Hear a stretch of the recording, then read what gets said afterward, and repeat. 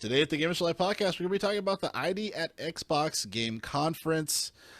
More games that are going to be turning into movies from other big companies like Amazon, and also the state of play for PlayStation, talking about Hogwarts Legacy, all coming up here, the Gamers for Life podcast.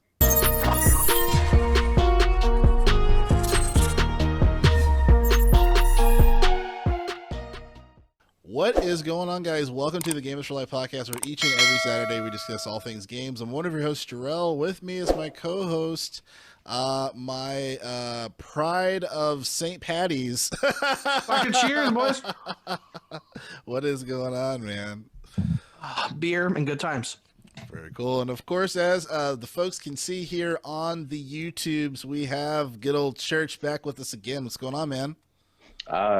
Good, man. Just trying to get on author's level. I need to get myself a bill as soon as possible for the holiday. Yes, indeed. First I was thinking about introducing the show to Arthur as far as saying, unfortunately the four-leaf clover luck didn't pan out since Tom Brady is returning for his 23rd fucking season of football. Dude. Yeah, let's go. Last week was as a Rams fan, I enjoyed the news. This week as a Rams fan, I don't enjoy the news. Brady's back. Whitworth retires. Von Miller is gone. We signed a receiver from the Bears. Yeah. So I'll take it. I was cracking up when you're just like, all these changes are made because the Rams are so great. I'm just like, this happens every year. But like my thing was we win the Super Bowl and literally every team in our division is changing quarterbacks. Well, Jimmy Garoppolo wants to leave. Wilson left to Denver, and then Kyler Murray's extorting his team. Pay me a stupid fat check that I'm not worth, or I'm gone. You gotta get that money, man. I thought it was interesting finding out that Russell Wilson, he actually wanted to go to the Broncos. Like, that was his decision. He kept it secret though, because a week prior, when the Washington now named Commanders, it went public, they approached him. He made a public statement saying, "I am in Seattle. Seattle's my home. I'm doing good. Yeah, I'm gonna stay." 7 days later, peace out, Mile High City. Let's go. It's a very normal thing, I guess, when it comes to contracts. Fuck you, C-level. Well, I appreciate that versus fucking Ben Roethlisberger just talking shit about everyone on the fucking radio station. I'm like, you're a bitch, bro. Dude, I will always remember Ben's like. I always remember Big Ben's pre-game interview of like, hey, because remember, he did his final farewell tour. He had his final game against the Browns in is it Heinz Stadium? Oh no, they're their stadium, and then he played against the Ravens, expecting that was be his final game. Then they won, and then the Colts lost, so they go to the fucking playoffs. And his pre-game interview for that playoff game was like, look, no one expects us to win. We're like the last ranked team in the playoffs. No one expects us to be here. The team we're playing has gone to the last 2 Super Bowls. I mean, we're just gonna show up and hey,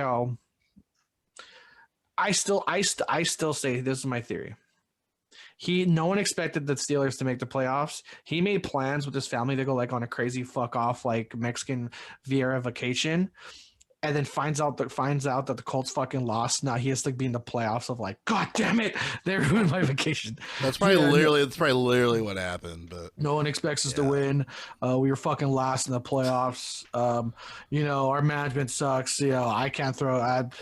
Fuck you guys, I'm out. He had the most. Fuck you, I don't care. He's such an asshole, bro. He had the most. He should have been gone. Quit. Exactly. He should have been gone years ago. Well, we have Trubisky from Buffalo, so we'll see what he can do to contribute. But nevertheless, of course, as you guys know, watching this, you are, you might be football fans as well. But welcome to the Gamers for Life podcast channel here at the YouTube. If you are watching this, please be sure to like and subscribe on the video. We definitely appreciate it. Click the notification bell so you know when the episodes are coming out. Definitely appreciate that. And also, too, A lot of great content here on the YouTube, but if you want to check out more episodes via audio, since that's how we started, you can go to linktree.com/gamers for life. And then also Arthur, he does the Twitch stream, or he does the stream. We used to do it on Twitch.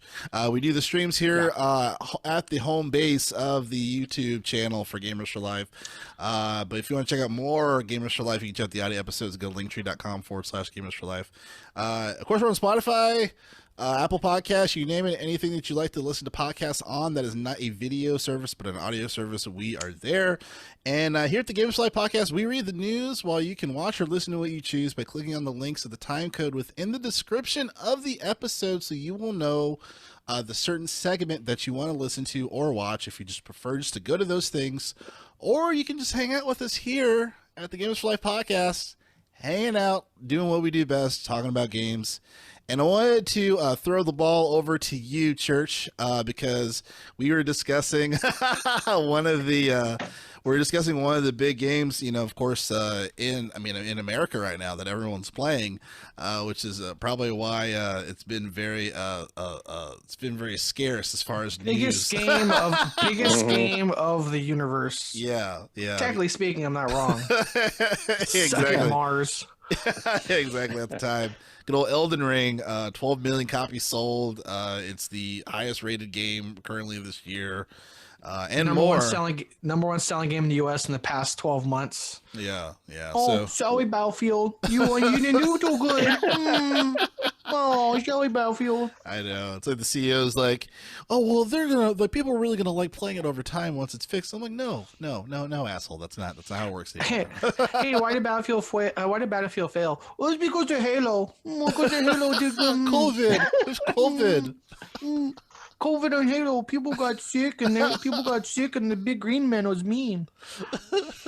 So, but without further ado, Church, I know you have the game. You've been playing it. Tell us a little bit about your experience with Elden Ring, man.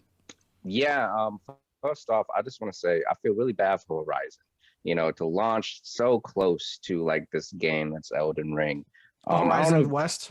Yeah, Forbidden West. Yeah, that just came out. I know some friends. People were like, yeah, let's go, Horizon's my shit. Like, I got the bow. And then Elden Ring came out, and they just been playing that game. I've currently logged in like 120 hours into this game. Wow. Easily. Cue the SpongeBob meme. Horizon Forbidden West is here. 7 days later. I put so much time playing with some friends, doing this game. Wait, you said you're 100 hours? 120. God. 120 and still finding secrets. I'm doing the math of like release date to now. Damn. Yeah, man. Nice. I've dumped it. It's consumed my weekends. Like when I get off work, I've just been into it because there hasn't been. Basically, what the reviews have been saying, I agree with everything about the game. I think the game, it does a wonderful job with scope and introducing the world at like a smaller rate, so you're not overwhelmed with a huge map. Make no mistake, this game is huge, and the verticality in terms of depth is what makes it, and density it's incredible. And like, I'm 120 hours in and still finding secrets to this day. I found this underworld sewage place that I thought, like, hey, it's just a couple of tunnels. It was this whole cavern of like a castle.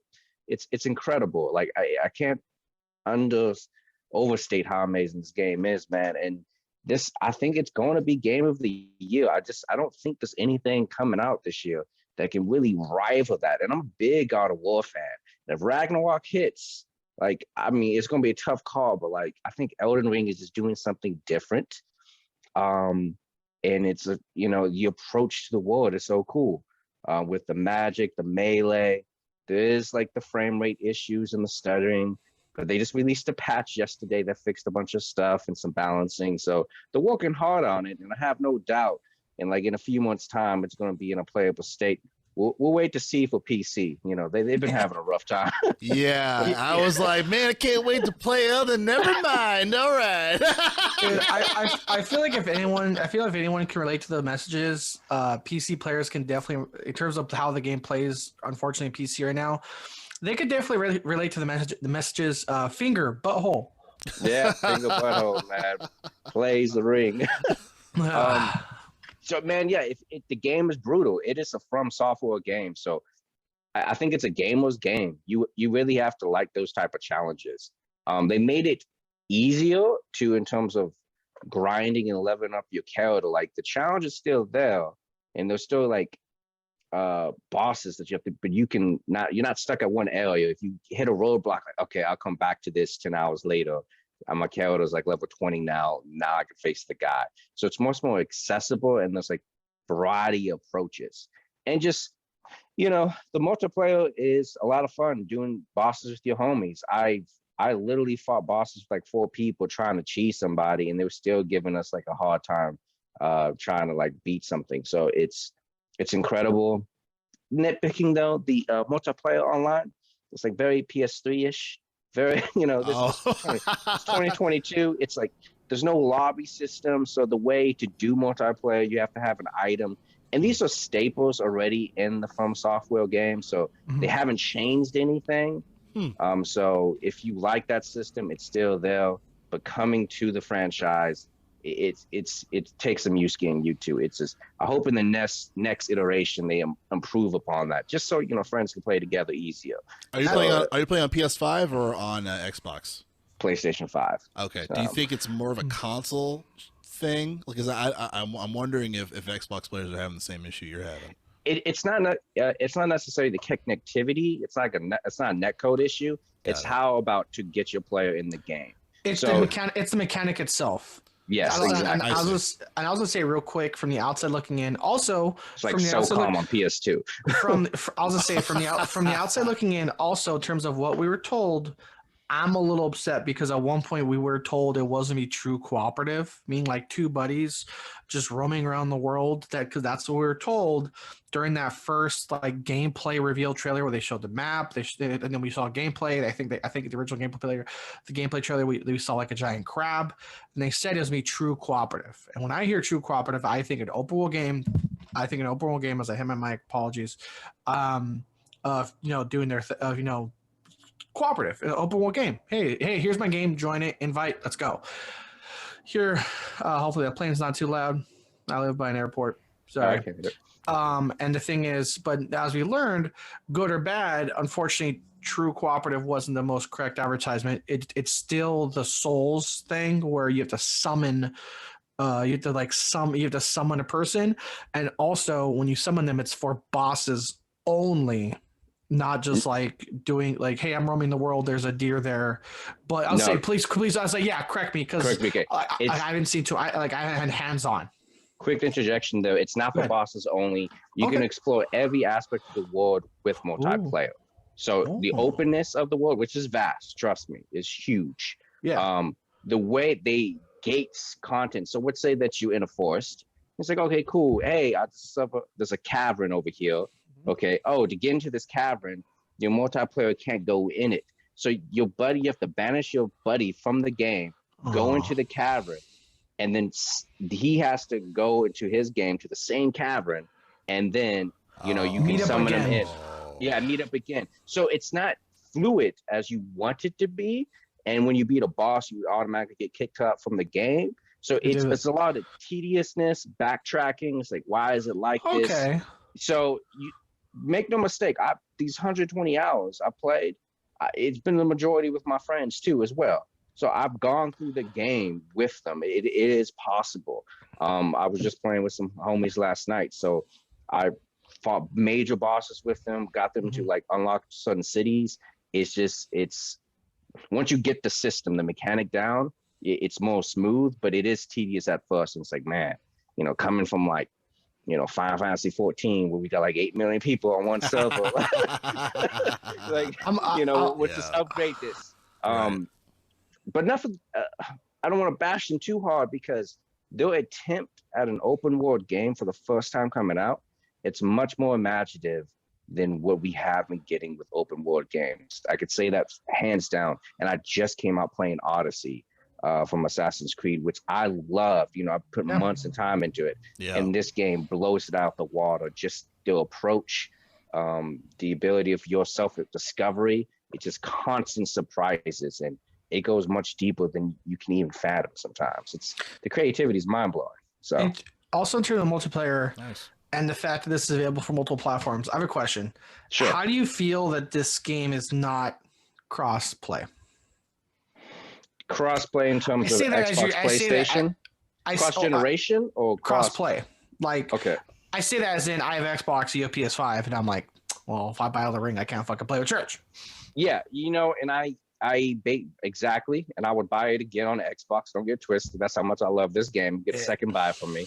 I mean, if this comes to Game Pass one day, holy, win for Microsoft, crazy.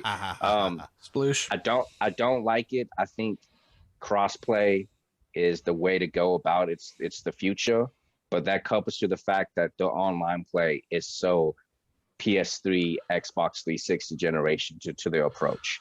So it's on par with dial-up. It's like it's very very tedious, like you said. Yeah, it's very tedious. It's a system that worked for PS3 for like Dark Souls, but they need to bring it back up or something. We're two generations later, guys. Yeah, exactly. It's like, hey, why did you get kicked? I opened the door. Okay, well, what happens now? I gotta invite you again. Why? I went through a door. Yeah, that's literally it. And because that's the other confusing part, because like if it is open world, then why is there still that door? Because to a point in terms of mechanics matching the gameplay and matching the world building, it kind of made sense in the old, or at least minimally, or at least it was to an acceptable level in the Dark Souls franchise. But again, now that it's open world, that old I walk through this door thing, now I have to resummon you, doesn't really make sense in an open world game. But again, go ahead. It's not on the defense. I don't understand the mechanics behind it, why it doesn't work. It shouldn't. The way the expectation is not something they have to invent themselves. We've done it before. We play games where it's truly open world co-op. It's just the only way I can think about it is there are certain areas in the games where summons are not allowed. Not summon for your co-op player. They're actually like summoning creatures to help aid you in combat. There's certain you can only do that at select sections. And it's not as cumbersome as it sounds. You barely notice it, but you can do everything with your buddy co-op. So I think that gate is like, no, you can't bring a summon in here, but once you get in there, you can summon your buddy, so to speak. So I guess it's the mechanic of the game, but it needs to be fixed. I'm glad everyone can experience how bad PS3 network networking with your friends across the board. This is the experience for everyone who had PS3 is playing online trying to connect. Like I'm sorry, but like back when console wars were a thing and people were like Xbox is bad, I'm like, cool. Hey, it takes me 2 seconds to join a party. How about you? hey, what's going on, man? What's up? And that party system was there even since the fucking 360 days. So what the fuck? So again, so bad. Again, back during the console, it's like, oh, PS3, and I'm like, yeah, join the party in 2 seconds. Go ahead, Joe. Oh, yeah, no. Man. Oh, I'm sorry. Go ahead, please.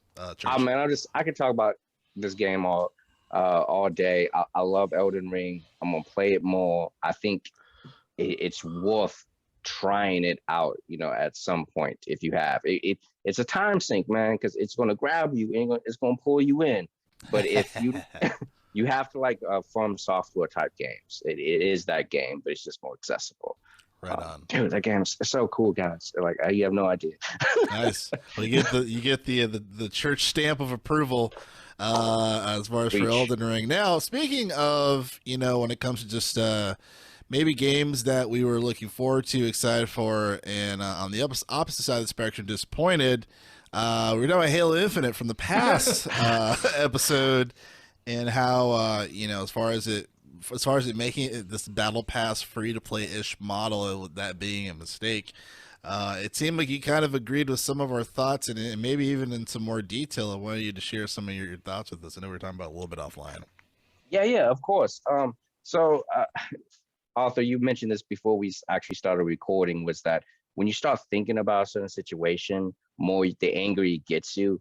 And when I look at the poor handling of Halo Infinite, it infuriates me, because November, when they released the multiplayer, I've been on it since day one, grinding out the events, and I've recently put the controller down, And this game, it frustrates me to no end. I don't know the lack of vision, game plan, the management. It's concerning for me as a franchise going forward for Halo, because I was excited to finally get back into playing Master Chief after like a 10-year absence. And just the way they're handling multiplayer, it's just terrible. Like we so live bad. in the dude, Fortnite exists, Apex Legends exists. It's like the state of gaming today, and not having a roadmap, or like, I can't even call it drip feed content. The only thing they update now is like the shop, and even then those recycling cosmetics and just putting them on sale. The modern idea of creativity in gaming is the new skin, and that pisses me off. Yeah, and it's like, dude, they don't even have basic Modern Warfare skins in this game. So there's barely any cosmetics in Halo Infinite that you can earn yourself. You have to buy a battle pass, which is fine. You know, you can pay money. I'm not against the idea of a battle pass, but you know, when you used to play COD and you just get like 100 kills with this gun, you get this skin. You can earn something. There's no earnable at all. Yeah, exactly. There's nothing. Because that's the thing I've talked about y'all on this. Like, okay, like it sucks as much as I fucking hate it. Microtransactions are the future of gaming. We've all accepted it. But to me, the way I critique the way I critique or shit on games is how it's handled. Like, we've accepted the fact it fucking sucks. Microtransactions are the future in gaming. Like, it's already here. So then we have to critique how it's handled. So, but you have to have a balance of spend money to buy this or earn this naturally. And with Halo, again, it shouldn't be called Halo Infinite. It should be called Halo the Battle Pass. That's all it is. It's Halo the Battle Pass. I think oh, sorry, just to quickly interject, like, I think what's most disappointing too is that, like, they treat it as such when it's like, look, this is Halo first before being some Battle Pass free to play nonsense, and treat it as such. You know what I mean? And obviously they're not doing that, especially when it comes to the issues with playing the single player campaign.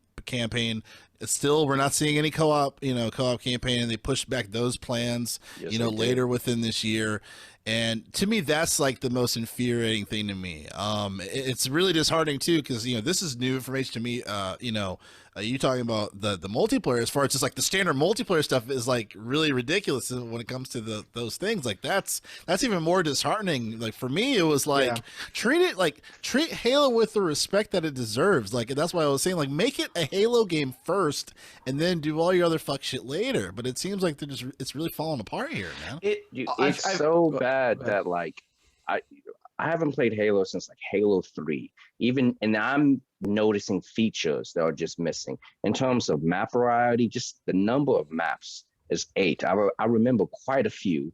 The theater mode doesn't even work. We don't have Forge. We don't have co-op campaigns. They're missing basic features that are not new to the series that's been out for 20 years. Right. So that is telling me something about the game.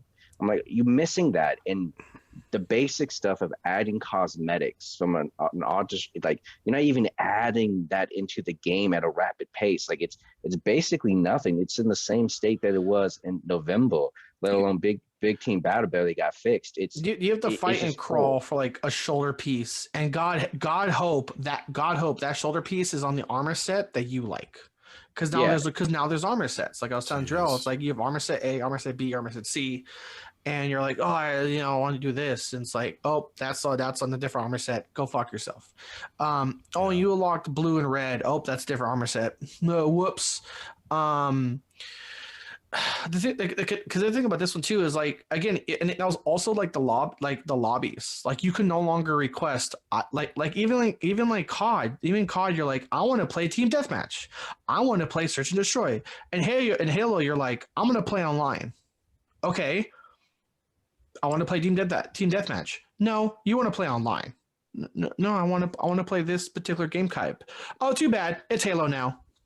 So now you have to and that's the thing too, because as Church discussed, as I mentioned a little bit ago, again, it's all about the battle pass. So if you have challenges to win, here's the most infuriating fucking thing. If you have a challenge to like win this game type, you can play hours without that fucking game type coming in your lobby.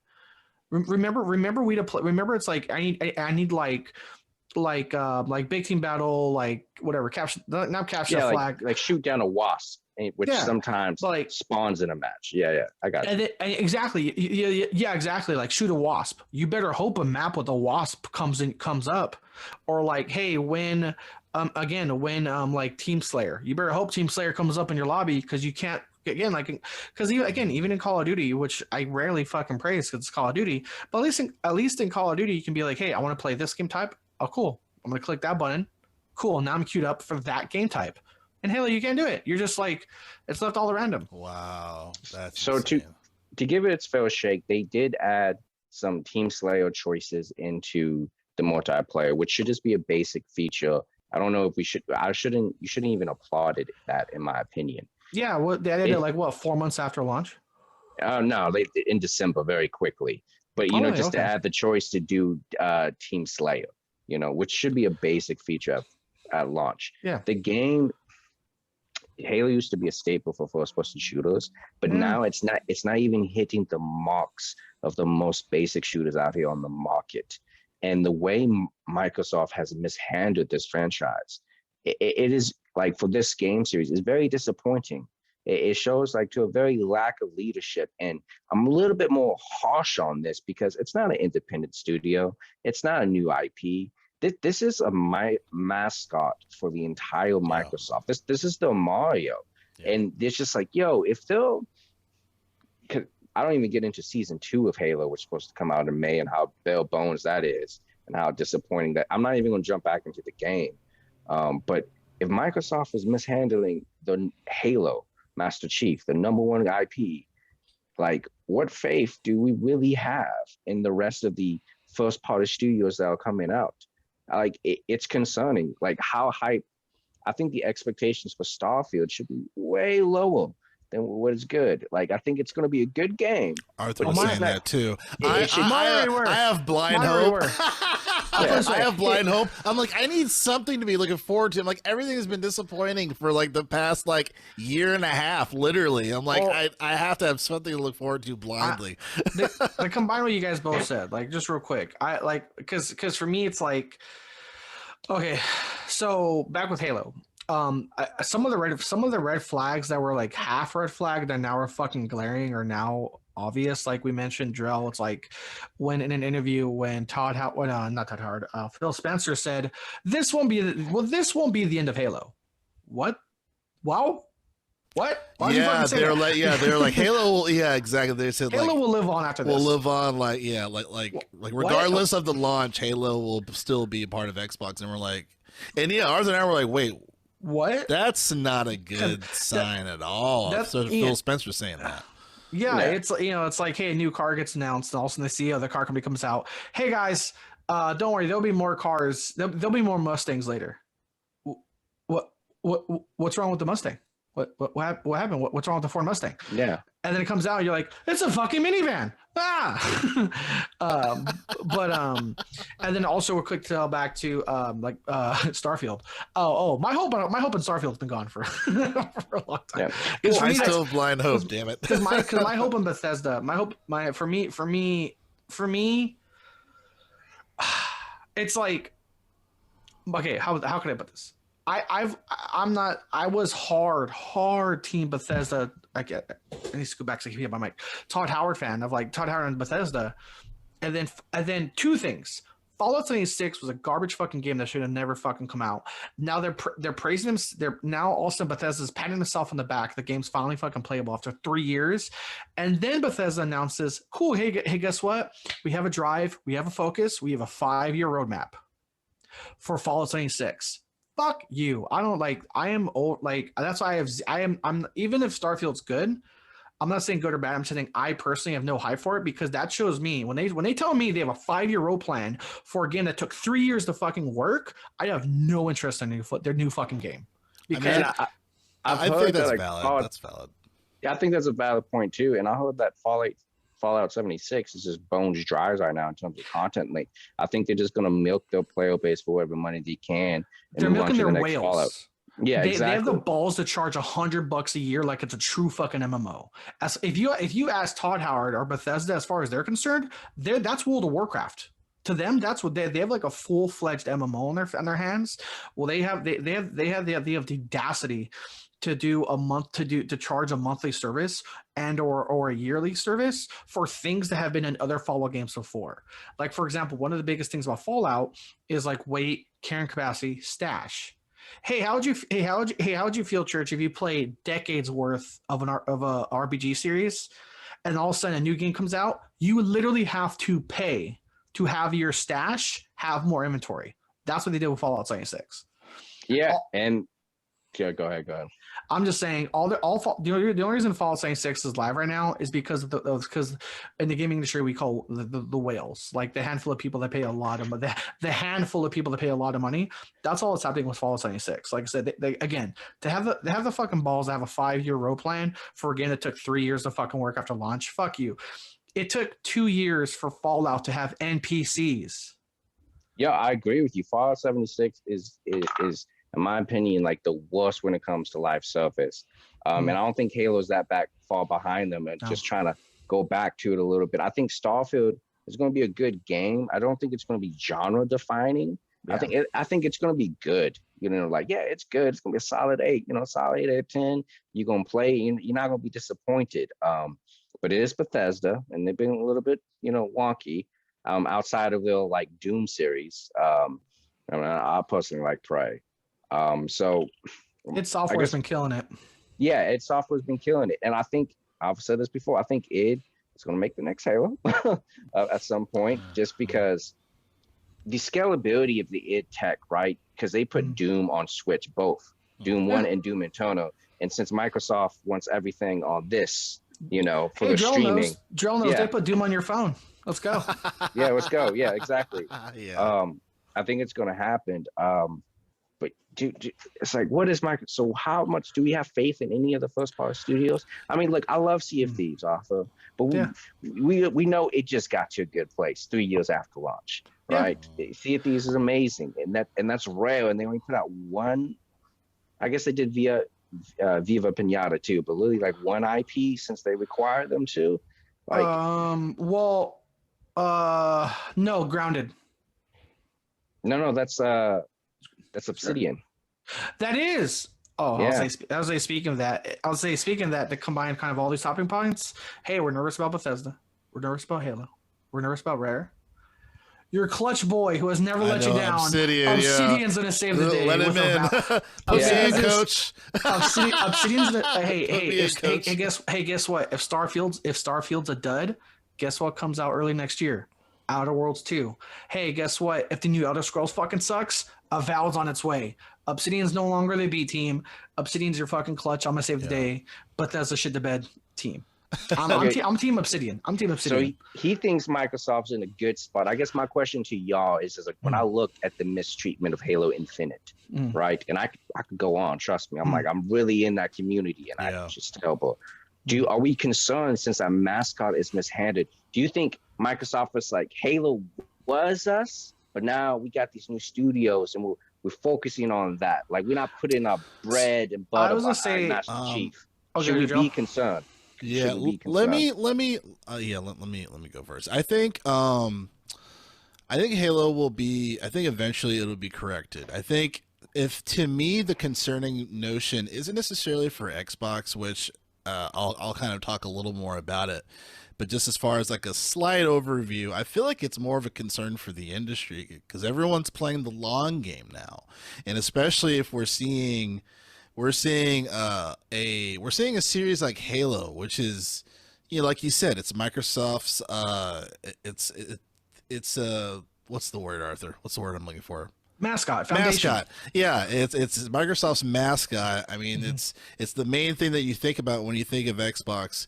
And when they try to play the long game with the mascot of a title, and like you said, Church, very minute. Like we're not talking about huge things. We're talking about things that have been in other Halos for the past 10, 20 years that are not present in this. It's completely alarming, and I personally, when it comes to Xbox having first party titles on their for them, I think it should be a little alarming, because part of me is like, I'm waiting on Gears of War 6 as well. I keep hearing that that's supposed to be made. I don't know where that is. So I think Phil Spencer has some work to do when it comes to these first party titles, kind of getting right, for the console, because those should be the consoles. Those should be the games that should be right. You have the AAA games that they're going to fuck up, obviously you're going to have your Battlefields and all that stuff. And then it's like, we kind of laugh at it and we're like, okay, like mad shit isn't in this. That sucks. But for Xbox, Xbox shouldn't have to worry about Halo Infinite being in the position that it is. You know what I mean? And then it also foreshadows a few people of leadership left, the development of Halo Infinite, and and Arthur and I were kind of keeping tabs on this. We're like, oh, okay, so and so left. Oh, okay, so and so left. And then here we are. So it seems like they're taking this long game of the industry change, as far as they focused on the battle pass and they focused on this stuff first before focusing on this baby that is Halo, and it's insulting, and so I hope that the gaming community can really get that to Phil Spencer, because I feel like Phil Spencer, he's like the best, like he's the closest to the gaming community, I feel like, out of anybody. You know what I mean? Like, he has his ear. He tends to have his ear to the ground more than most. He has his ear. Like, I really believe that he's really the closest to the gaming community, like out of like anybody. Like the last person that reminded me of Spencer was Shuhei Yoshida when he was head of PlayStation, or president PlayStation of US at one point. So. Yeah, man, I think, to answer your question, I think it is concerning. And by E3, I hope I see something that's going to be, make me go, oh, okay, that's cool. So they are focusing on first party. Gears of War 6, like, I need to see something or hear something. It doesn't have to be gameplay, but, like, tell me what's going on. They need to fix it. They need to fix it. If Phil Spencer walks into Epic, and it's like, they have like 99.9% of their team like just doing fucking Fortnite skins, and there's like one person in the corner like, I'm trying, coach. I will say that Trish question, I feel like it's on par with the question we had. Everyone kind of had last year. Is like, hey, is the future of like Xbox, at least specifically the developer Microsoft Studios, or like their main game. For me, it was on par with the question of like that we had with Preston when Preston was on, is, are people starting to turn away from AAA games? Because last year was the year AAA games shit the bed. Now, as we can see now with Elden Ring coming out, Horizon West, Dying Light having its hiccup at launch but not doing well, we're thankfully we're on the uptick. That was the shit show that was AAA games, or at least AAA live services, AAA multiplayer games that was last year. Yeah. I agree. And I guess if I can put on my Drell hat here and kind of do a transition, do I fear the Xbox is Xbox in downward spiral? For me, no, because how could I put this? It's like, hey everybody, gas is expensive, gaming's expensive. Get Game Pass. Try Game Pass. This is brought to you by. That was something I wrote myself on notes. With the notes is like, hey, with all these, because again, we link, because things, especially gaming, things link. Like pre-ordering. Like I'm like kind of officially done with pre-ordering. I just am. I think a lot of people are.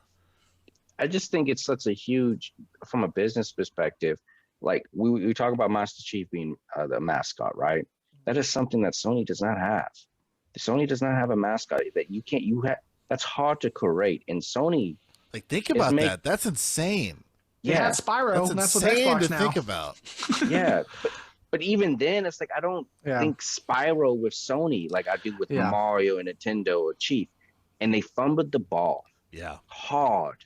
Like that's how big I've uninstalled the game. Situation is it's crazy.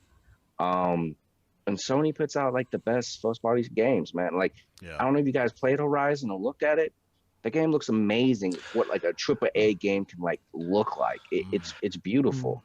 I would say this, that they've had, but Sony has had some failed exclusives recently. What are you thinking about? The PS2 looking game from Square Enix, the company that we mentioned that Drell and I talk about, is no longer consistent. And in terms of a coin toss, that's becoming up tails a lot. Babylon's Fall. Babylon's Fall is like that PS5, and I'm sad is that because PlayStation Studio exclusive?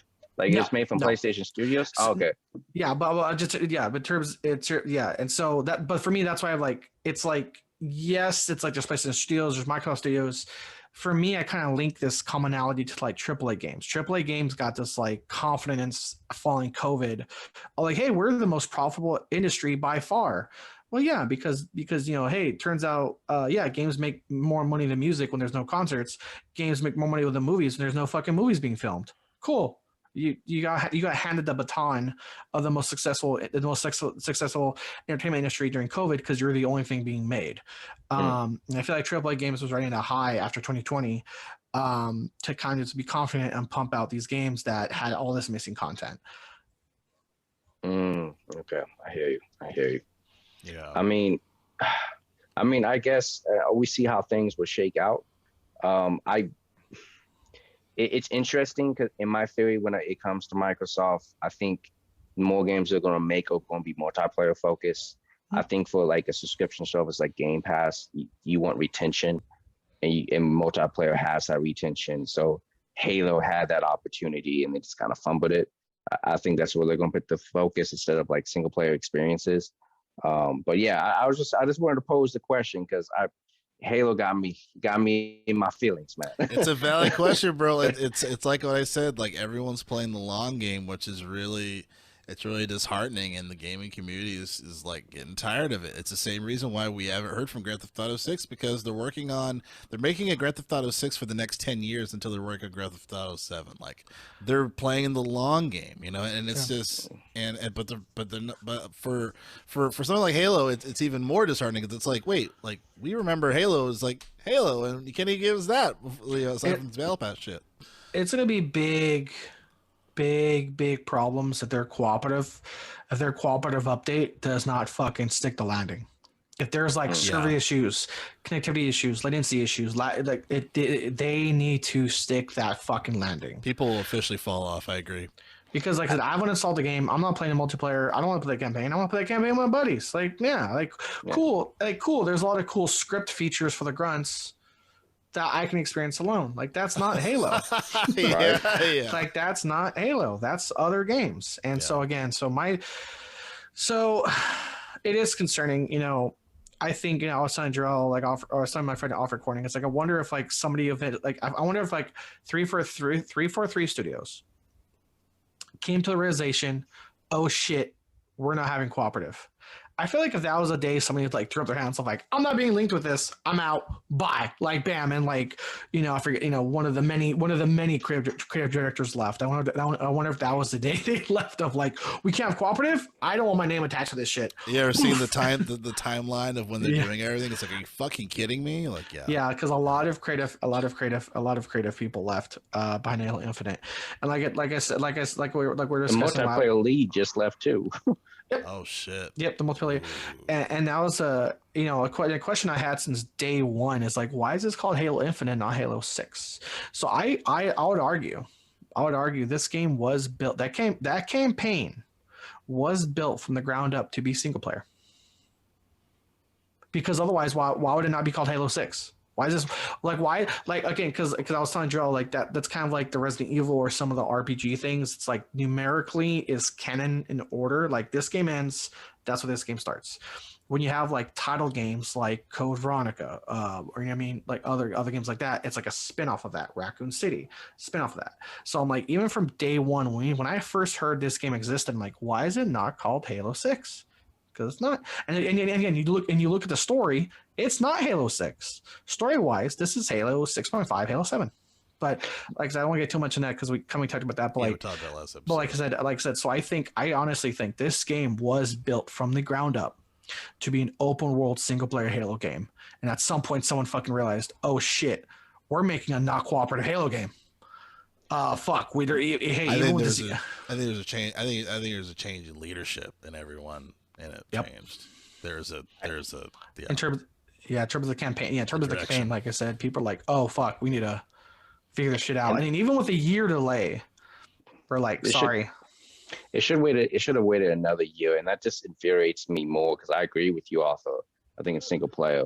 It just who's putting that on the whiteboard saying single player campaign when Halo's been known for co-op? Like, how do you not, develop those at the same time?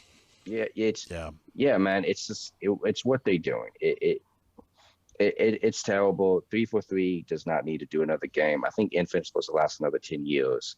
And they shouldn't release new content unless they have a campaign expansion with Forge co-op. Just Halo Infinite, whatever subtitle it needs to be, like a Witch Queen or Forsaken or whatever it needs to be done. Because Phil, well, that new nearly $69 billion you just spent, plus a couple years ago $7.5 billion. You have a lot of people in your corner, like Church said. Give Halo the id. Try it out. Just give it to id. And speaking of id, we have the ID at Xbox conference that recently happened. Oh, look at you. That's where they pay you the big bucks. That's right. I was waiting for it to come back. And which is crazy because a lot of those games, they look like, when I think of it like independent developers, like I think of like just like not so savvy in graphics and whatnot, but like seeing a lot of those trailers, I'm like, this shit looks like a legit a big fucking studio. But Arthur, take it away. You watched the conference. Please give me the floor is yours. Give me some of your impressions or just after impressions. I said this first of all. Like what my bias? I'll say this. So I still say one of the biggest features of Game Pass, other than the fact saving you money, or because you can't save money at the pump right now, is introducing you to game publishers and developers you really wouldn't have heard of in the past. And so that's why. And another thing, I've argued this multiple times is like everyone has their start. You can't have The Last of Us 2 without that one like fucking random 80s game, whatever. So I follow any games with a passion, especially with Game Pass. Unlike Jim Ryan, Phil Spencer at Xbox are putting a heavy focus on Game Pass. So this was a 2-hour conference showing the new games coming out. And the cool thing was everything we saw is coming to Game Pass. Like everything we saw is coming to Game Pass. In fact, one of the games, Tunic, which is a Zelda-like RPG with this cute little fox, that was available day one. Because I feel like conferences have that now and again. It's like, oh, by the way, the game you just saw, it's available right now. I've already downloaded it. The reviews are out. It's getting like 9s and 10s. Yeah, it's really good reviews. And I'm very happy for that. I'm gonna start playing it. I want to back to mention during the intro. We have our streams on YouTube. I want to start streaming again with work on my other schedule and my sleep schedule. As we joked, I woke up 5 minutes for recording this. So my sleep schedule, trying to record more. But again, I love eating games, so I love this conference. One thing other than Tunic, that's amazing reviews, I want to talk about was one game called Immortality. That was one game I want to put a little pin on, a little focus on. So Immortality is one of these. I don't know how to describe it. It's weird saying live action synonymous with gaming. That's normally a synonymous like term with movies, but that's the new something that was previously a niche is becoming more and more of a thing of these live actors becoming like making a game, where that was kind of the fringe in the old school days of like Sega CD. You remember those like games like the Sega CD and like kind of point click adventure, point click things. And this was, as I kind of open my notes here. This was Immortality. It's literally called the verbatim what they called it, an interactive movie series. So this will be a trilogy.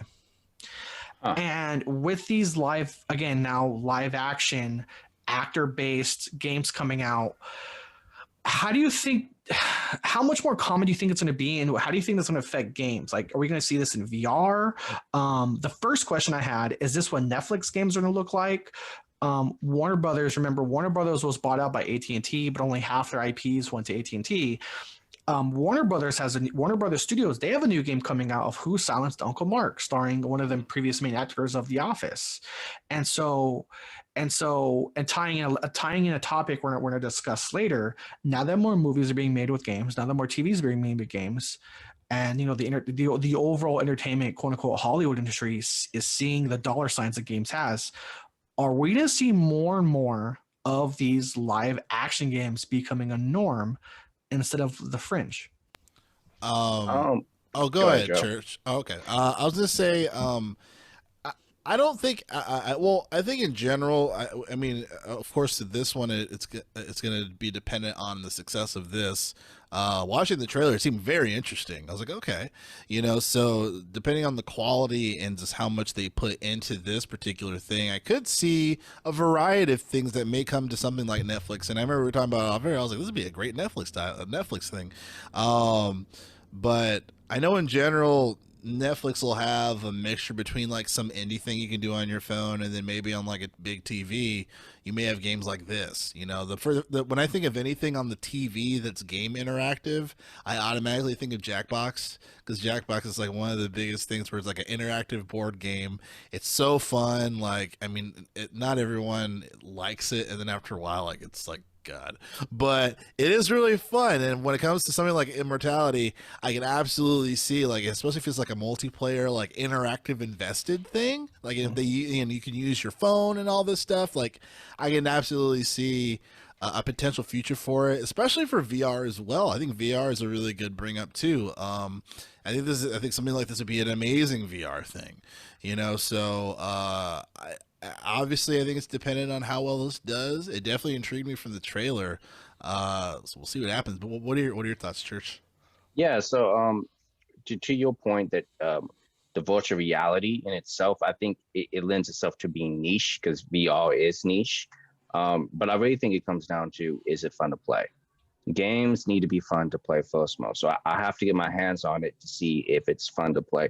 One thing I do know about these games is the replayability is low.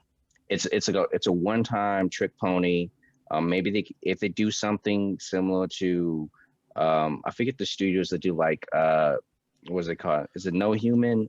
Detroit Human, Two Souls. Maybe you have Quantum Dream. Quantum Dream, yeah. It's fine. Netflix did a similar game type thing. I'm looking at, it's called like Black Mirror or something. Oh yeah, Bandersnatch. Yeah, that's what I was talking about. They had an interact and a quote, and also there's more and more things on Netflix to having that. It's like interactive, alternate endings, alternate scenes. But Black Mirror Bandersnatch, and that was why I called this. It's like, hey, are we gonna see with this? We're seeing this more and more. Are we gonna see Black Mirror Bandersnatch the game? Yeah. So with this game, I don't know if it's catered to like gamers like us. Like we may take an interest into it. I do love something like 12 Minutes, which is still a game in itself, but it's kind of similar. It could be marketed towards like a casual gamer or like someone who doesn't play games. But even then it's like watching a movie, and people don't, they're not watching movies to think or like, making choices, so it depends if it's fun. I'm for it if it's successful, but I really think it's going to be fun to play. I don't see a shift in the industry going this way. I think they're trying to get live action actors to be part of the game industry. I think it's more cost effective. If they could just get a writer and like a director, do something for like, and just write a short script. Yeah, maybe get less than 100 million instead of like hundreds of millions to design a game. Yeah, it could be financially beneficial, but I don't see gamers flocking to this. You make a great point on replayability. That's a really good point. And the reason I brought up like movies are like they're kind of like reference how like there's more movie games coming out, there's more TV games coming out. This was reminiscent of a game called Quantum, I believe it's Quantum Break. That game was literally made to kick off a TV series. It failed horribly. Because people don't want to see because gamers want to buy a game to play a game. You watch a movie to watch a movie. You watch TV to watch it. You watch TV to watch TV. You know what you're getting into. Quantum Break was literally a fucking TV show in a game. Like you play like a little bit game. You play like a little bit of gameplay, and you watch like these cutscenes are like an episode. You're like, what are we watching? So thankfully that failed. But with this, and by the way, and I featured this just because this was at the showcase, but there are more games coming like this. There are, like I mentioned, Who Meet Uncle Marcus. That's to my knowledge, that's the first major game announced from Warner Brothers since their acquisition. There's also a game that was announced called Ghosts, where that is like a whodunit thing. Not a whodunit thing, but like it was kind of like a higher. It was kind of, it had the feeling of Oh great, because my brain fart. What was that PlayStation? That PlayStation horror game in the snowy mountains with the girl from Heroes, Hayden Panettiere or something like that. Okay, I forget that. I'm not sure. Yeah, I'm blanking too. You know, I'm sorry. But it was. But what I'm saying is, again, this was focused at the showcase, but again, there are more games coming out like this, and they kind of have similar quote unquote play styles. They kind of remind me of A Knight's Tale, but with actors. And A Knight's Tale, you don't remember, for those of you, even if you don't play games, you watch Stranger Things, they watch Stranger Things, they play it in Stranger Things. A Knight's Tale was a classic point and click, like go left, and like that door in that dungeon is, you get shot by a trap. You have to put another quarter in the arcade. Now you learned to go right. And so, but the thing is that playstyle, like Church mentioned, doesn't have a lot of replayability. But the thing is, I'm curious about this one because this particular game is made by Sam Barlow, who makes games. So for me, this is the first one that's actually made by someone who makes games, rather than just let's have actors with like a glorified point and click thing. So I brought up that because clearly this entire showcase, this game kind of just stood out as like, oh, that's a thing. You know what I mean? Just one more point on this before we move on from my end. It's just throwing this out there. Maybe we're just looking at it wrong. Maybe it's not a game. It could be a new category of an interactive movie, and that's how they're trying to sell it. That's what it's called. It's called. So yeah, maybe interactive movie series was literally was the one of the taglines that came on the screen. Okay, so they're thinking it's like it's not for games. They're going for people that wants to interact with movies. So maybe this would be something new. I wouldn't even categorize it under a game at this point. But it'd be interesting to see how it turns out.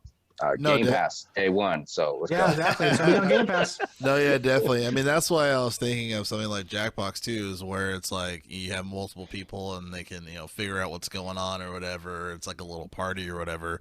And then if it is going to be on Game Pass, if it can be accessible through a TV, whatnot, and I know eventually they want to get Game Pass in other mediums too, on a TV.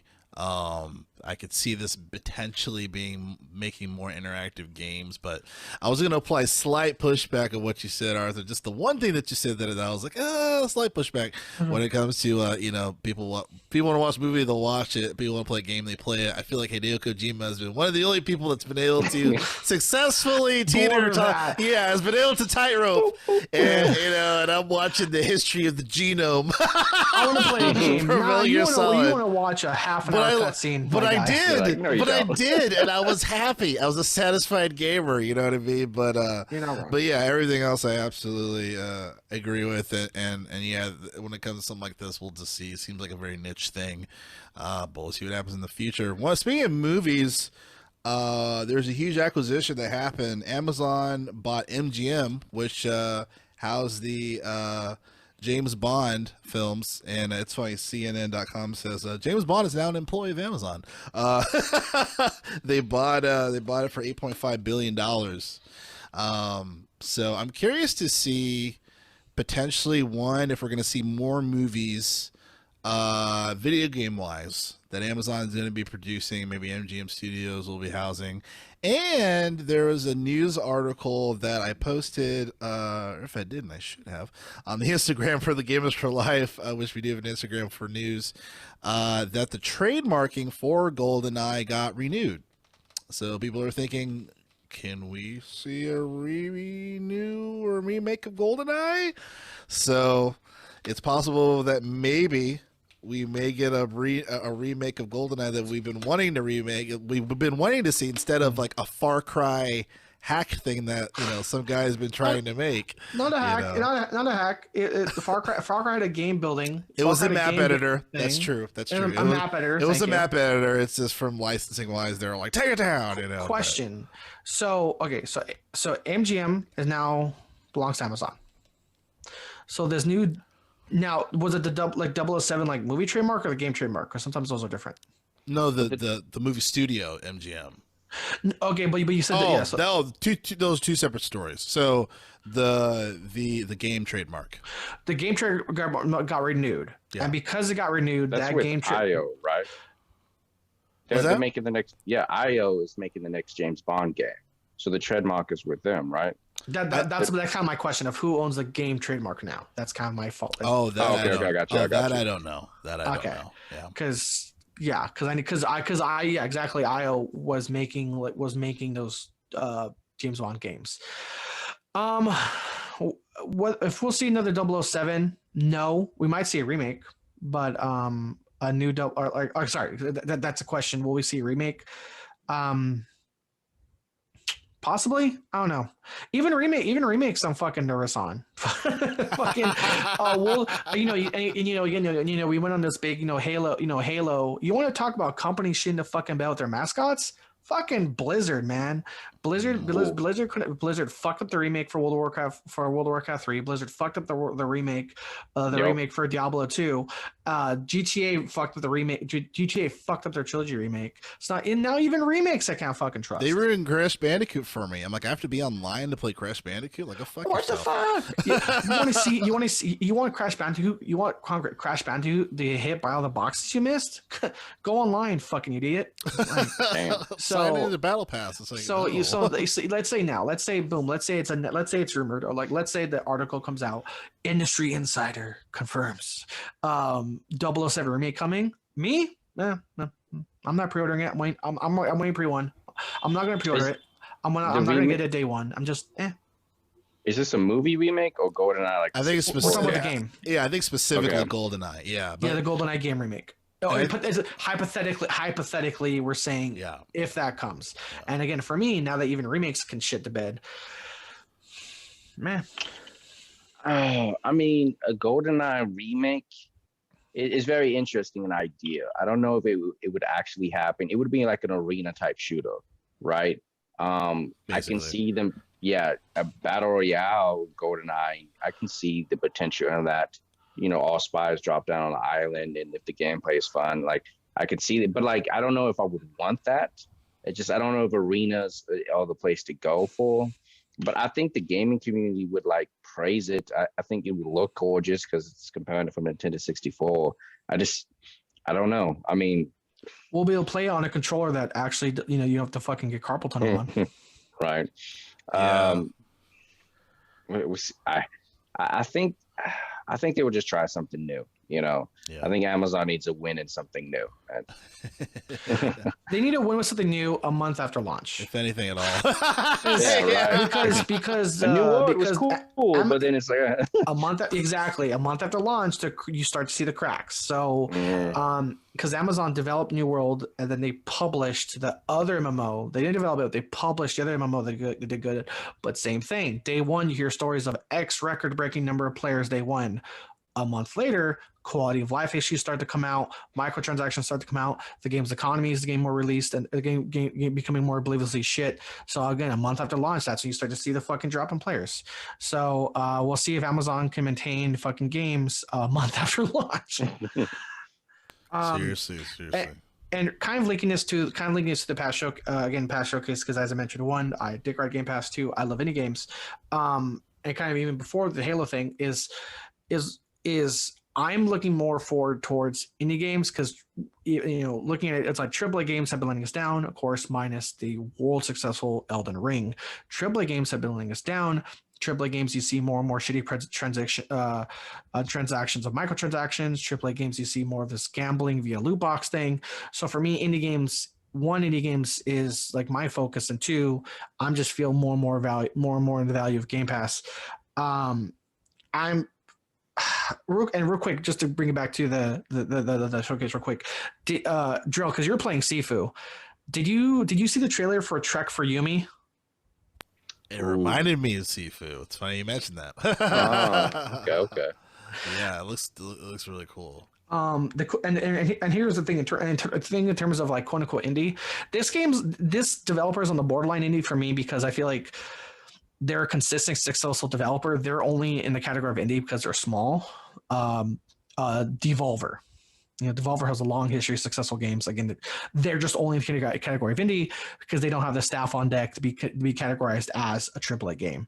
But Devolver has a long, successful win after win after win history. So the fact that the cool thing is it's black to white, like kind of like Sifu. Sifu with the Kung Fu movies, Trek to Yumi brought back the homages of the samurai, the black and white, the black and white samurai movies, and the fact they had Devolver at the end of it, I'm like, ooh, I would say take my money, but it's on Game Pass. I mean, because it's on Game Pass, because Game Pass is amazing. I'll try Trek for Yumi. It reminds me of Ghost of Tsushima, and that's a phenomenal game in itself. And it had the black and white transition too as well. So I got to see how the Samurai Combat plays with that. But Arthur, to your point about indie games, I think they're on the rise. They're not stopping anytime soon. With the engines coming out, Unreal Engines 4 or 5, they're just going to keep getting better, and it's bang for your buck. Like the best experiences I have on Game Pass are sometimes indie games, like the Ascent. Love it. Even Death's Door, that was an amazing game too. So I think they're here to stay, man. They're just, they're kicking ass. So if you like Death's Door, try Nobody Saves the World. That's the game I've been playing with Victor a lot. I already got to download it. That's the game. Looks amazing. And then one thing wise, in terms of I guess companies interacting, evolving, quote unquote. I don't know if I can categorize this person as an influencer. It's one of this person's many tags. What do you guys think of T-Pain promoting Crusader Kings 3? Bootyism. It's the highlight of the year right now. I've been a follower for most of my life. Bootyism is hilarious. I don't know if you can name like your castle. I know you can name your kingdom. I don't know if you can name your castle. I want him to name his castle mansion in Wisconsin. Yeah, so I just I decided to bring it back to that because we saw these cool games in the showcase. We saw these indie games in the showcase. Honestly, for me, my highlight was seeing T-Pain in a fucking Pope hat introduce us to the world of Buddhism through the promotion of Crusader Kings 3. Yeah, that was hilarious. That was my fucking highlight. I was dying at that shit. Shout out to T-Pain. So moving on here as far as in the world of games and how they interact with I guess just as far as movies and whatnot, since we're getting more licenses that are going to be made into film/TV series. One of the news things here on the Gamers for Life, Instagram talked about Resident Evil. There's a live action series that's going to be debuting on Netflix in July. Seems kind of interesting. But then there's also some other news too. Remember, Arthur, we were corresponding off air that Red Dead Redemption, that there's supposedly something in the works on that too. There's interest, yeah, and like I mentioned, I'm always glad of games like comics and the success of Marvel and everything like that. I'm glad of games coming, kind of my phrase is, quote, out of the basement into the limelight. With the stigma of gamers, the stigma of games, I'm glad when this industry kind of gets legitimized. And a big way through that is entertainment, and at least through, as of right now, through at least what Marvel did, Hollywood. But I feel like with the number of announcements we've had in like 16 months, I feel like it's gone from like, let's make gaming things to what's an easy fucking cash grab. Dude, it's skyrocketing. I feel like that needle hard shifted.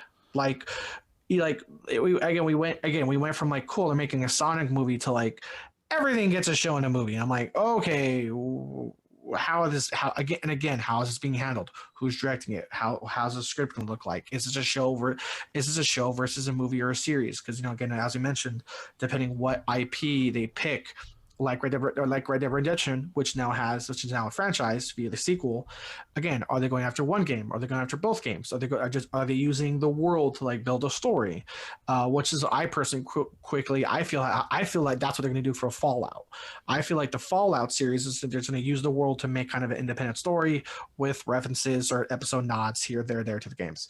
But with the announcement of this Red Dead and this Raccoon Resident Evil thing, I'm now worried the needle have shifted to let's make games into movies and TVs because the stories are good to I want my fucking check.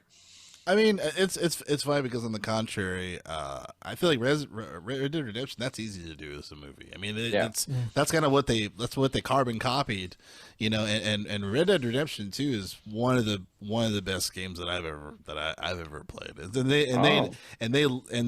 they nail the feel of a Western, and then the acting and the graphics, like it's arguably one of Rockstar's like best things that they've done. Like if it's not Grand Theft Auto, it's Red Dead Redemption 2. Like it's nuts. So as far as them adapting that into a film or a television show, I'm like, I could see that if it's in the right fucking hands, right fucking hands. Arguably, I would want something like that. That needs to be HBO. You know what I mean? Because I like the grittiness and the realism that they can portray that. You know what I mean? And I mean, I could be wrong. Maybe someone else can also do it. But when it comes to things like Last of Us, like that being HBO, 100% makes sense. Like something like Red Dead Redemption, again, this how authentic you want the world to be, and HBO does such a good job of having worlds being so authentic. You know, just from their other series that they've had on HBO, like it would absolutely make sense to do it. But I do agree with you, Arthur, as far as just, I mean, I talked about this even before this announcement, as far as like, hey, this seems like a lot. You know what I mean? So, you know, like Sonic 2 is not even out, and third movie's been greenlit and a series, and I'm like, yeah, like I'm nervous. So many licensing deals. Like, I'm like, what is happening? Yeah. I will say real quick, Drew, with Red Dead Redemption, maybe next season of Westworld, Red Dead Online. Oh, what are you saying, Church? Oh yeah. So I just wanted to add something to this conversation as well. I'm actually, you know, also I'm gonna disagree with you. You know, au contraire. Like, I think this is actually a good thing. Joe, I think Red Dead Redemption 2 being turned on a television show, it's a Western. I think it can be really done. You can get some really good actors and just have a good Western story. It's not too difficult, in my opinion, to adapting or get an audience to buy into that. I think what we're seeing the surgence is the actual success of some recent video game movies like Sonic. And then you have a fan base, but also just how the movie industry in itself just became like a little bit of the Wild Wild West with all these streaming services where they just paying directors to make anything. So they're just trying to keep people on the platform. So I think grabbing that content is just what's happening. I'm all for it. I don't know if video games need validation from the movie industry itself, but I'm happy to see these shows or movies come out. So like I'm excited for Sonic 2, Red Dead, of course. You know, shouts out to Ubisoft for just never giving up about putting out movies for the characters, Assassin's Creed and Prince of Persia. But I'm excited to see what franchises hits. I think they're going to play it safe, westerns, zombies first. But there is potential. I mean, Warcraft is still one of my favorite video game movies. I think that's the best one, in my opinion, I've seen, that unless I'm forgetting something. Silent Hill 2. Silent Hill is the best video game movie for me. That's a good one. Yeah. I'll just say just really quick. It's funny, Church, because my brother and I we've had this conversation like many of years, just saying like when the days when video game movies were just fucking awful, and I was like, why don't they just adapt, just treat the video game, take the story, and convert that into a film instead of applying all this weird shit. And it seems like they're finally, it's like they finally having some noodles stick to the wall, you know what I mean? So it's like, oh, you guys finally get it. Now you get to remake Max Payne because you fucked that up. The source material, who would have thought? Yeah, you mean I can make it a movie? And just real quick for context, this one's supposedly by Sony. This one's supposed to be by Sony. For Red Dead. Oh, okay. So maybe that's Really? Sony Studios they announced. Maybe that's a part of that one. So the thing of Red Dead's being supposedly made into a movie. It's via Sony. That's interesting. Okay. Huh. So whether it's potentially the same team behind the Uncharted movie, with Tom Holland as young Nathan Drake, and Mark Wahlberg as young I forget his name. Sully, thank you. Again, I haven't owned a Sony system in a while, so I forget his name. I haven't played the game. Okay, you're forgiven. Yeah, it's like I said, like I'm nervous how much is being made, but again, I just want it being handled well. Are you nervous because you don't want it to be bad, or you think I don't want it to be a bad cash grab? Both. I don't want it to be a bad fucking cash grab. Like House of the Dead was a fucking stupid cash grab. By the way, for those who don't know, House of the Dead movie fucking exists, and it's garbage. Yeah, it is. Notoriously it's pretty bad. Yeah. Yeah, I mean, I want the movies to be great too, and same thing with the TV series. Like, I think it's like Knuckles coming out. I just want to see how it pans out. I'm okay with the Sonic universe. I think it's corny and cheesy. It's a kids film, but I fucking love it. I don't know why. And they play homage within the trailer, so I'm excited for it. They're so far from what we've seen, both the first movie and this new movie poster and the new trailer, they're doing good by the Sonic universe. I whether it's a little nod that the original theme is his fucking ringtone, I'm like or like the movie poster doing its best to copy and paste the Sonic 2 actual cover art. Yeah. Which Drell showed me via the Instagram post. Again, so like that's what I'm saying is like they put an effort, because to me it's like you can see their goal. Like you can see their goal working backwards, and I can tell that the goal for the Sonic movie was to make a good movie, happening to be involving Sonic. Versus again, you could see other things where the goal is just like, let's just get a fucking check. Here's references, pay me. You know what I mean? Yeah. Sonic was special because the guy who directed it, he made prior Sonic games. He worked on Sonic. He worked on Shadow the Hedgehog. And then also as far as just the the connection of like really talented actors and all this stuff, and just the graphics and how that evolved, like how it used to look, or like ugh, and then how it looked then, it's like how it looks now, cool, so it's just a really special project. So as far as them greenlighting, like let's do like sequels and whatnot, it's like let's do it, this is awesome, let's keep going, you know what I mean? So I think when you have a passion project where it's like we want to make this a really good story, but we still want to pay homage to as far as like the authenticity of it being a game as well, like just that kind of borderline is just really important to follow, so I agree. Idris Elba, again, from seeing the trailers, Idris Elba as Knuckles. Let's fucking go. Yeah. You'll never, as a Sonic, you'll never have my power. Bro, my fucking Idris Elba is being a fucking badass. I need your power. I'm like, let's fucking go. Right. And then Jim Carrey just really put that movie together. Man. Like, he's such a treasure. Like, he murdered that shit. Can he just keep that mustache? Forever. dude, Jim, for me, Jim Carrey is always one of my top like comedic actors. I mean, it's always magical seeing him in the scene of Sonic. I was like, oh my god. And then there's not many people that can do what he can do. Like when it comes to acting, it's just like I haven't seen another Jim Carrey. How they say like, oh, that reminds me of a young blah blah blah or an old.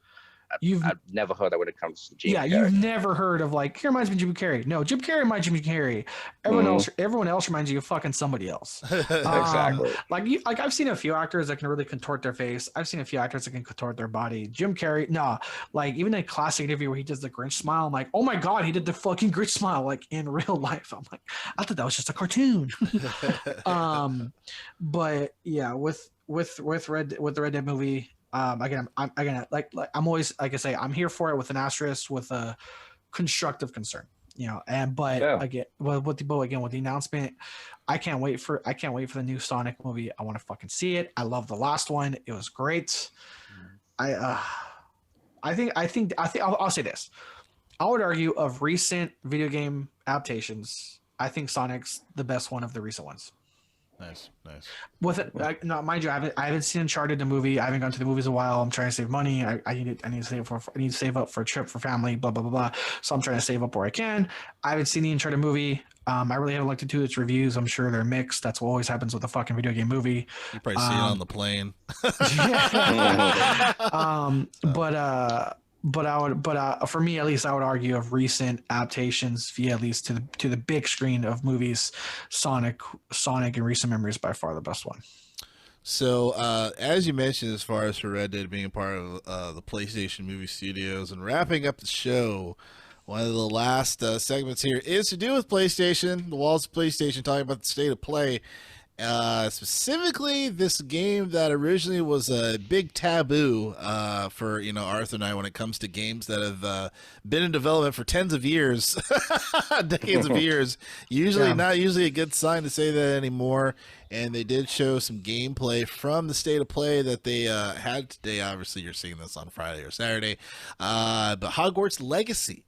Arthur, I know you checked it out a little bit as far as for the state of play. Give me your thoughts on what you saw there. First and foremost, can every fucking conference stop including the hour goddamn countdown? I knew that's what you're referring to off recording. Every fucking time. That's why I don't watch them live. To build hype, man. It's to build hype. An hour? Motherfucker, New Year's Eve starts at like 30. Bro, gamers That's the ring of the new year of the fucking world.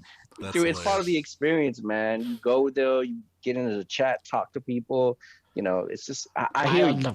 Oh no, the internet's stranger. I know. Live chats are hilarious. The internet, I will view it, but not partake, because the internet is still like stranger danger zone for me. That's just the area of the internet I grew up in. Yeah. But again, Xbox did it too, because Church was talking about like, why is this indie showcase 3 hours? It's not. It was only 2, because they included an hour fucking long time. They included an hour long timer. So wait, so if it starts at 2, is there a countdown to 3 before it begins, or? No, okay. Like let's say it starts at 2. It'll start at 2, but the video goes live at 1, and there's a fucking hour long countdown. Man, yeah, but I hear you. Here's my thing. I don't know. No. Here's a problem, Church. Let's go. Here's the thing, Church. I don't watch it live. I watch it later because the conference was at 2. So I slept in until like whatever PM, so I have to fucking hold fast forward, because I'm on my Xbox. I have to fucking fast forward for an hour, and I'm like, God damn it. But again, that's everybody. The Xbox Indie Showcase did me dirty too. I'm like, 3 hours? What the fuck? I'm sorry. Did I not get word that Indie Games was gonna have their own fucking E3 today? It's the same thing with the Indie Showcase. That was like 2 hour long showcase. By the way, check out those trailers. There's a couple more games that I mentioned. I just kind of wanted to pick a few. Hogwarts. That game has been production hell, arguably since Joe and I first met. I feel like, because we met at GameStop, and that time of my employment was over what feels like a decade ago. Mm-hmm. And as we learned in recent memory with games, being synonymous this game's been in works for 7+ years is no longer synonymous with good. It is synonymous with holy shit, what the fuck's happening to this game? And so for me, from what I saw today, okay, on face value, from what I saw today, I'm happy. I liked what I saw today. Okay. I know it's a common trend. I just personally, in terms of being transparent, in terms of being honest, in terms of showing us what a game truly looks like, just so we know what we're getting. Case in point, we've seen what happens when we see trailers for Battlefield and the game shits the fucking bed. I personally don't like it when they show us gameplay with no HUD, especially when the game comes out and the settings don't allow you to do what they showed you. So I feel like that's always like kind of like a half facade of a gaming immersive experience, because I know I don't, just because I'm not, I'll be honest, I'm not talented enough to think like, oh, if I got hit X times, my life bar is this, so I keep my HUD on. I know a few people that put the HUD off. It's much more immersive. I get it. So that's more of a conference gripe. I can't hold Harry Potter and the Wizarding World, Hogwarts Legacy. I can't hold into that. That's a conference norm. But on face value, what I saw today, was I happy with it? Yeah. Will I be reporting it? No. Again, because I'm still one. I no longer computer games, and two, it's been in production for how long? But I'm looking forward to it. Is it an online only, or is there story Single player as well? It's single player. I see. I forget. I know this one's not exclusive, because I want to say we heard more about it at Xbox conference. Like when we first heard about it, it was at an Xbox conference years ago. So it's not console exclusive. It's not console exclusive, even though it was via the PlayStation State of Play thingy. I liked it. I will say I think something they nailed down right, because when you nail down certain IPs or movies or things, there's certain things you have to nail down right to get the feel for it. For example, Star Wars, you have to have the sound effects. If you make a Star Wars game, you have to have the perfect sound for a lightsaber. Yeah. You have to have the perfect sound for those guns firing. I think with Harry Potter, I think one thing they nailed down perfectly, I don't know what to call it, the swishes, like the wand swishes, like I think they nailed that. In the combat we saw, I think they got that great. I think hopefully the game's large. Harry Potter and what we've seen from the Wizarding World franchises, from the books and the movies, is not it's not a small place. But on face value, before I get too much into it, I liked it. I'm looking forward to it. Day one purchase, maybe not, but my interest is piqued. Okay. Yeah, because I know for me in general, I'm not necessarily the biggest Harry Potter fan, but I know for those Harry Potter fans in general, like there's a lot of hardcore Harry Potter fans that are in my age. You know what I mean? So it's if not a little older.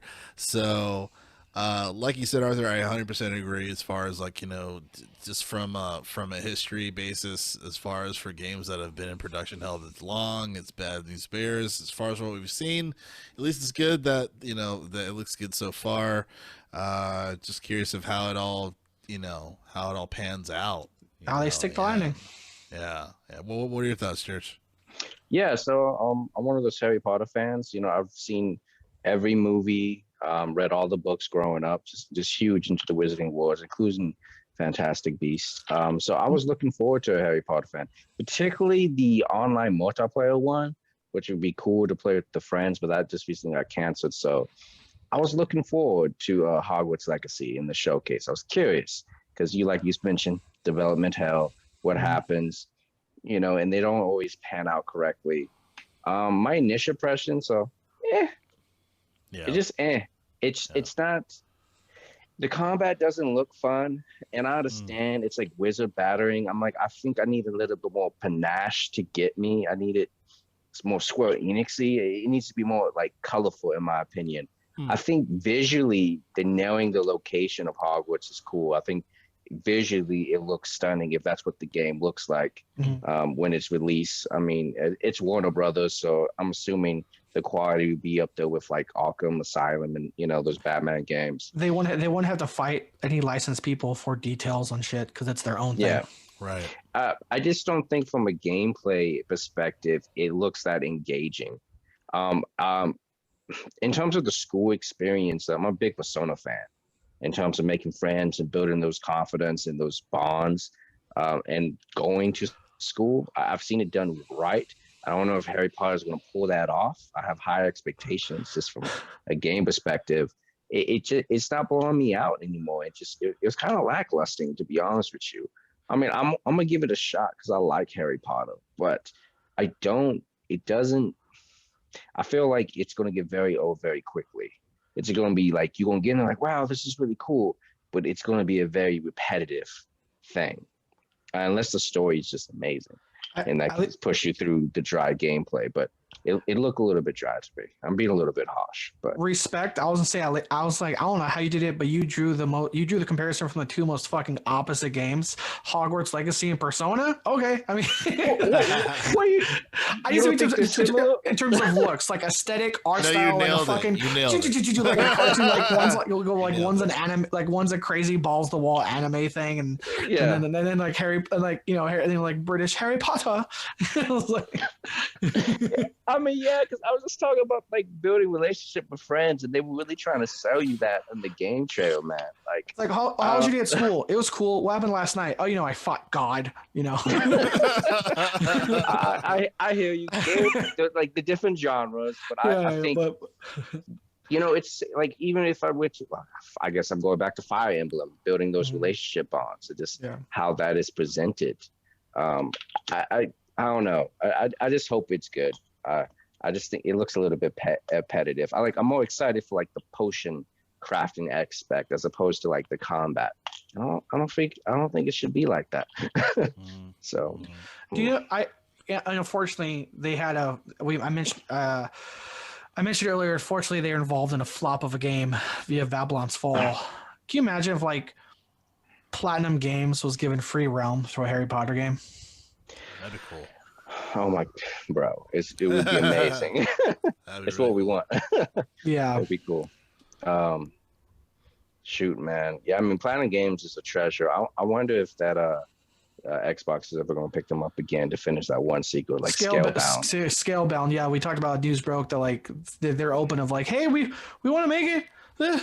Like, please. And the thing that, I know we talked about before, but again, something that did suck with the Scalebound cancellation is we were so far into development.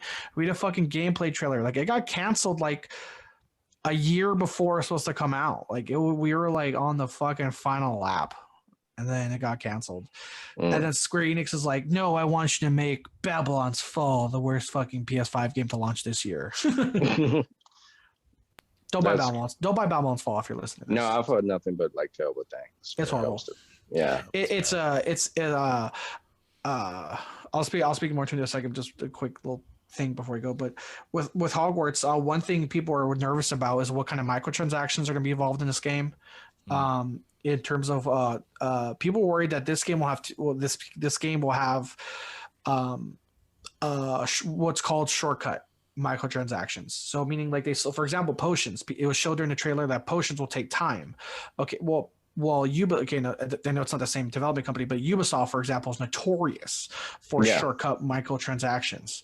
So people are worried if that will come into this game. As of right now, I'm on the end. No, I forget the source as I turn my phone back on again. So they said there's gonna be no there's no like official like store. Oh, I closed the tab. There's no gonna be official tour. There it is. Comicbook.com there is a little more reassurance when on the developers were saying it wasn't a no. It just sounds like a no launch thing.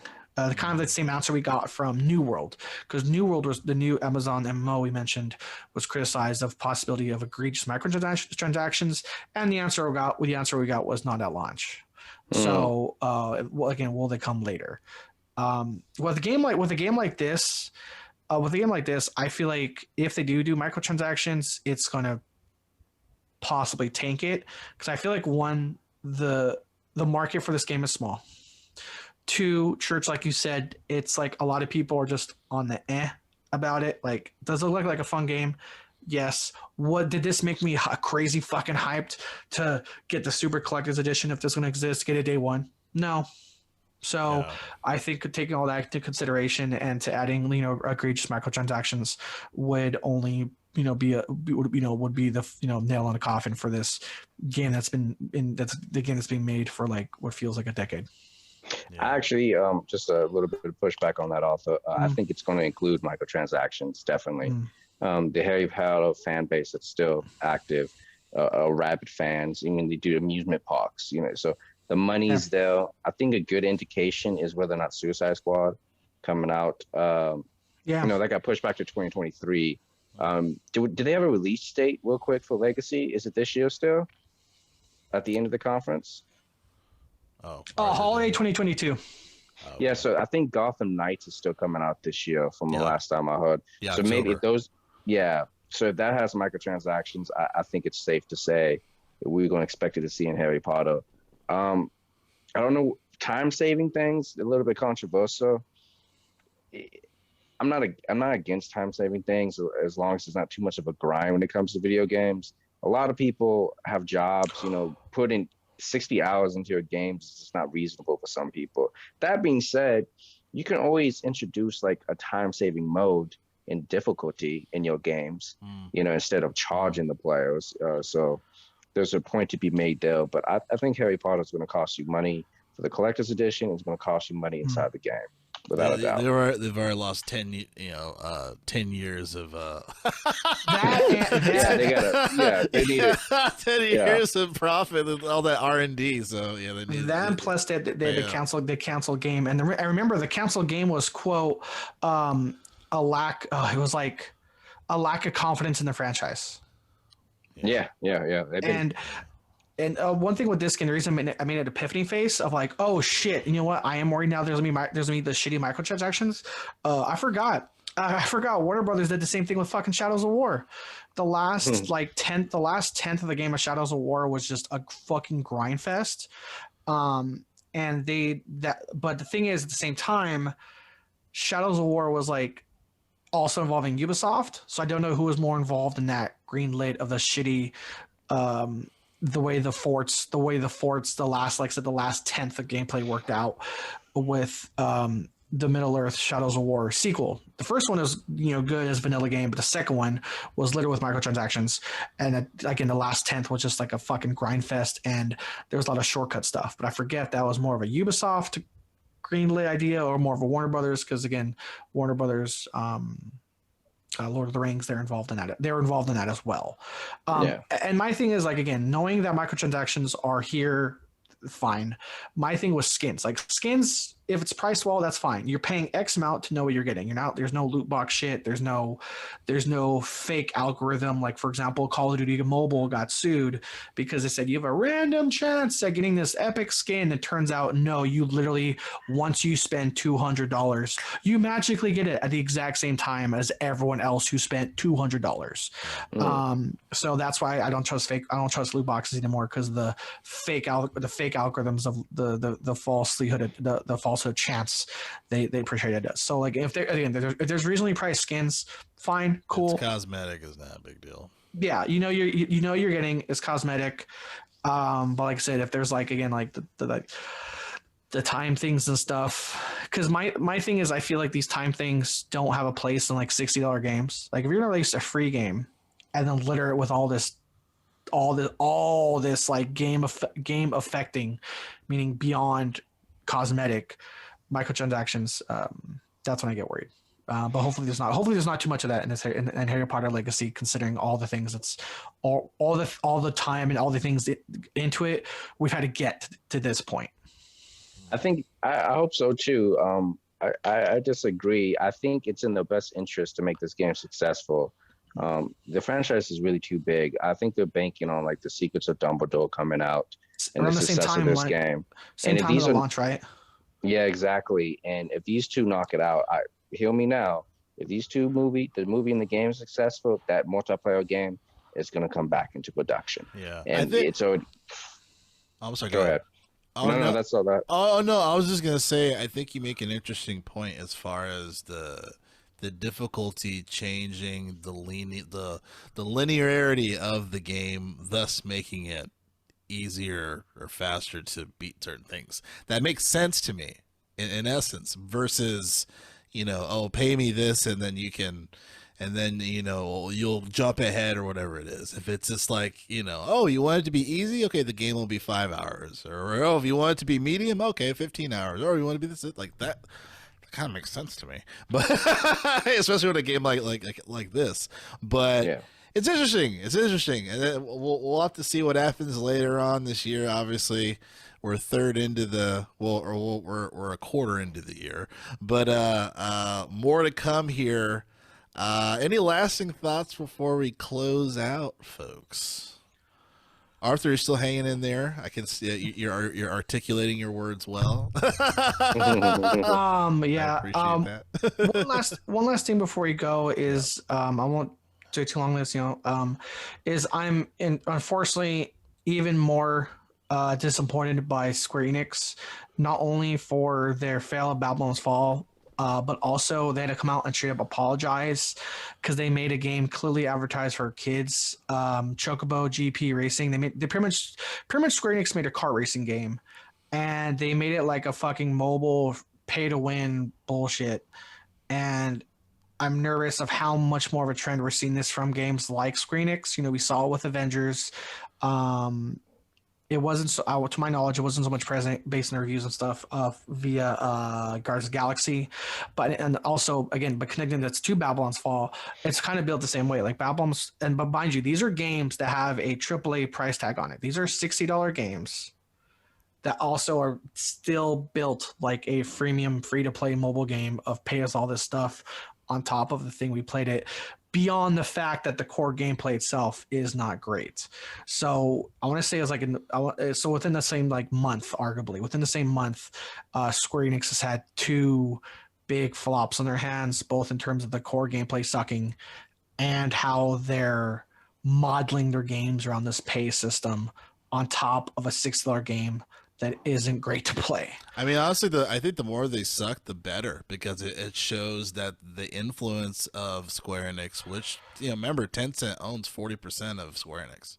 I totally forgot about that. So, I usually stand top of Tencent shit. I totally forgot. Well, holy fuck. So it makes a lot of sense why we're seeing these models, because it's Tencent. So I think the more that the gaming community is like, this is bullshit, fuck this, you know, the more we see this, I think we'll start to hopefully see it tied. Or if they just sell their fucking rights of these games to developers that can make it, you know, make the game truly for what they are, I think we can see a turn of the tide on that. But yeah, man, yeah, I think when you have these influences, especially when it comes to people like Tencent, you're gonna see shitty things like this. But anything on and thanks for pointing that out, Arthur. Anything on your end, George?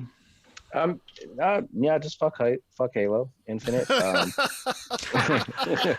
just how I really feel that way about that game until it gets better. I just don't want to wait. There's too many games. You know, I don't have time for old shit. No offense. Yeah. It's just the market is oversaturated with great games, and then indie games are killing it, like authors like brought up earlier. So it's just I don't got time to go back to play Halo. I needed to be firing all cylinders on one day. To the Square Enix point, Tencent is a good thing. I think not a good thing, but it's a good point. Yeah. It's hard to put more money to justify microtransactions when the price of games are now $70. As an Xbox fan, you know, like I forget that because I'm on Game Pass. I don't got to pay anything. When I go. Yeah, how much is that game? Oh shit! Dude, when I have to spend when I have to spend more than $10 for a game, I'm like, what the fuck is this? Exactly, I agree. And that $70 price tag for just a standard edition, not even including the deluxe, it's $80. It's just like, why are you asking me to put in more money? It's $100. It's going up to that price tag. It's a lot of money, man, and it's not cheap. Gaming, in my opinion, is a luxury hobby that Microsoft is making affordable for a bunch of people. Kudos. And I think asking me to shell out another $20, $30 on half-baked, half-effort games is not good. I'm for putting more money in if it's worth it, but it has to be there. Yep, I agree. Yeah. Well, folks, that is going to wrap it up here for the Gamers for Life podcast. Each and every Saturday discussing all things games. First, I want to thank Church for joining us here again on another fantastic episode. I always appreciate your wise intellect and thoughts here on the show. Obviously, I have to have you back in the future. See what other fuck shit happens within the year, the year of games. Well, thank you. God forbid a 3 for a 3 like 2 months from now announces cooperative is delayed again. We're gonna have this man fucking Samuel L. Jackson just when season 2 comes out. If you guys want to discuss Halo again, I'm always for it. Oh yeah, we'll definitely circle back to see how you feel about it. So, but again, here at Games for Life podcast, each and every Saturday discussing all things games. I'm one of you, Stroll. With me is my co-host Arthur Thomas. It's me. All right, thank you so much, guys. We'll see you next week.